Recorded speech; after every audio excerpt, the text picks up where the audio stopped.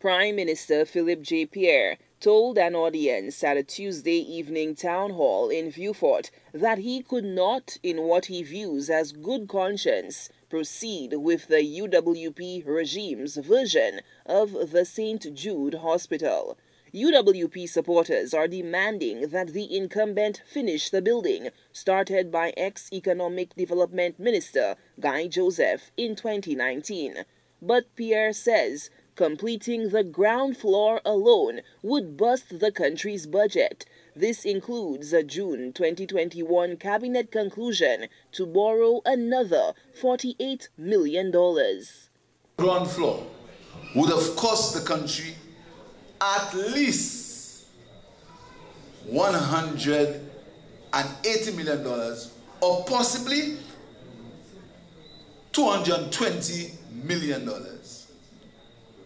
for the ground floor only. So they would have sick people in the ground floor and be working upstairs.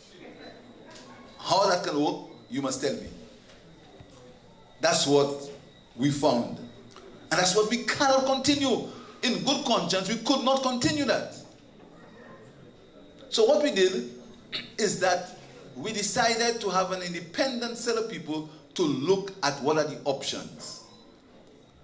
And looking at the options told us that these guys had destroyed 2 buildings that came at a cost of $7 million. They just put a bulldozer through it.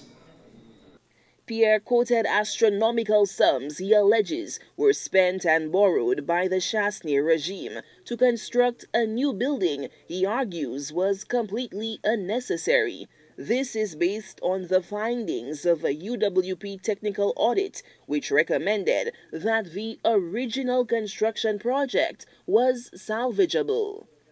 As of July 2021, they spent $118 million. $89.3 million they spent already, and they had owe people $28 million. So we owe people, this government, has to pay people $28 million for the old St. Jude Hospital. It gets worse. The government leader revealed a proposed loan agreement of $70 million for the ground floor at interest rates so predatory, aides say even the most unconscionable of payday lenders would be squeamish. Let me tell you how that $10 million was to be repaid. It was to be repaid in 1 year. $6.6 million worth of interest. And on a reducing balance. There was a daily interest rate. Every day they missed a payment, there was an interest rate. There's interest. So what is the current SLP administration doing to deliver a hospital? Pierre plans to revert to what he views as the more cost-effective option, the previous 2011 version, started by ex-Prime Minister Stephenson King, continued by his successor, Dr. Kenny Anthony, but halted in 2016 and partly destroyed in 2019 by the Chasnier regime in favor of the clad-covered structure that UWP protesters desire.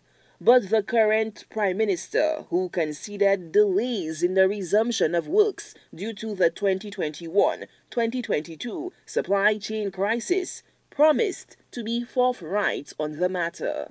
What I can assure you'll get from us and get from me is transparency and the truth. When I make the statement and I tell you the hospital will start on Monday, on whatever Monday, it will start on that Monday at 8 o'clock. Solange Alfred, HTS News Force.